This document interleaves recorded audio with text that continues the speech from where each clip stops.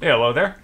In this video, I'm going to try to demonstrate some dynamic shadow effects, or dynamic lighting effects, if you want to look at it that way, with Live2D. So what do I mean by that? Well, I'll show you an example here.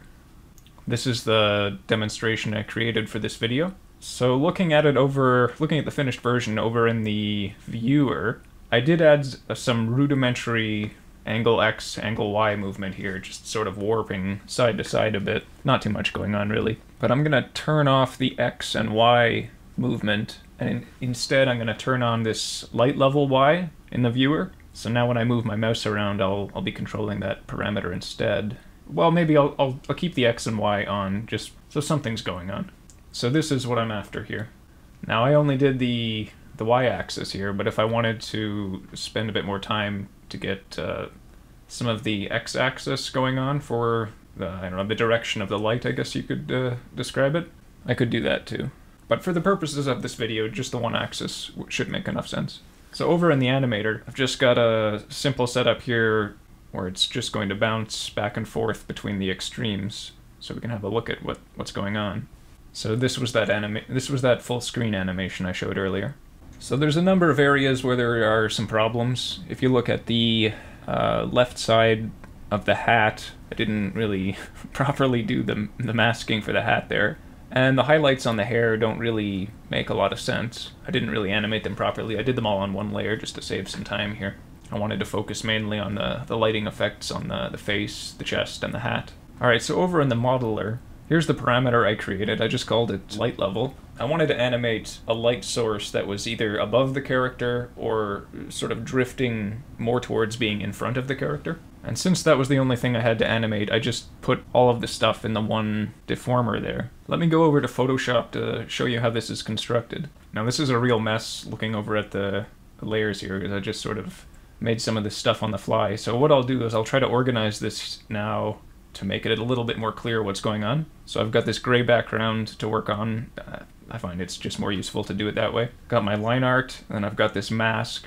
Everything else is going to be using this mask to keep all the lights and shadows in their proper place. And then I've got all these other layers here that are either going to be shadows or highlights, kind of all mixed up. Let me put them in a folder here so it should be easier to make sense of. Let's call this light and shadow. I think I've missed a few of them, but let me just go through the ones I have here. So different regions of light. This one looks like I might have a duplicate here. Let me get rid of that. And this one's a shadow. Can't really see it because I've got a hole in the light underneath of it, but it's a shadow for the nose. Let me move it around so you can see what it is. Some shadows for the lips, and there's all the hair stuff all on one layer. If I wanted to do that properly, I should probably split all of those different strands up onto their individual layers, but this was good enough for a demonstration. And then finally the hat on the top. Yeah, I definitely missed a few of them. Let me bring them down here. I've got these collarbone shadows, hat highlight. What else do we have? Alright, we got some other stuff, but that's not part of the light and shadow. I think you get the idea here, sort of building up a grayscale version of the artwork so that you can easily move the light and the shadow around. Yeah, I think I have another mask for the hat. Let me move that down into a different layer. Alright, so then after that I've got a few color layers for the different regions. Just threw in some simple colors here. Let's get all of that into a folder.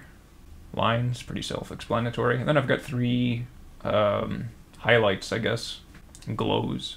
Sort of specular bits. Alright, so that's the construction of the character in Photoshop.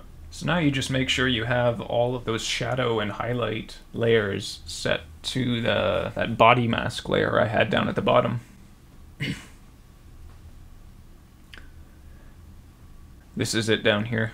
So let me look at one of these deformers here. This is the shadow cast by the hat across the face. It's one of the more dramatic shadows as far as movement, so it's probably a good place to look. So here's the highlight on the face, the cheeks, I guess. So the deformation is pretty straightforward. I guess the real trick here is just to get a good reference to use to make sense of where some of these light regions should fall so that it looks realistic. So that's about it for the video. I hope this was interesting or insightful or useful. If you have any feedback or comments or questions, feel free to leave them in the comments below. Thanks for watching.